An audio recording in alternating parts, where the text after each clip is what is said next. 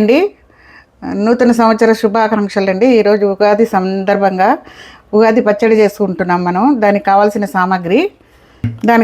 సామాగ్రి ఫస్ట్ చింతపండు రసం అండి. రసం తీసి పెట్టుకున్నాను నేను. ఇంకా ఇది బెల్లము అంతా కరగబెట్టి వడగట్టుకున్నాను. బెల్లం నీళ్ళు,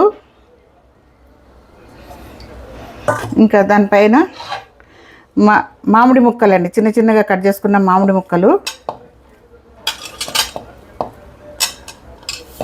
వేప పువ్వు, ఇవి ఎండు ద్రాక్ష, కొంచెం సాల్ట్, కొంచెం మిరియాల పొడి, షట్ రుచులు కదండి, అన్ని రుచులు రావాలి మనకి. సాల్టు, కారము, స్వీటు, పులుపు, తీపి. ఇవి కర్బూజా విత్తనాలండి. ఇది ఎండు కొబ్బరి ముక్కలు. ఇంకా ఇవన్నీ వేసి చివరకు చూడండి ఇలా వస్తుంది. ఇవన్నీ వేసి మనకు కావాల్సినంత ఎంత క్వాంటిటీ కావాలి, ఎంత తీపి కావాలనేది ఒకసారి టేస్ట్ చేసుకొని మళ్ళీ కలుపుకోవచ్చండి. దీంట్లో వాటర్ కూడా కలుపుకోవచ్చు. ఇలా ఉంటుంది లాస్ట్లో. మీరు కూడా ఎంజాయ్ చేయండి, పచ్చడి తాగి చూడండి ఎలా ఉంది చెప్పండి.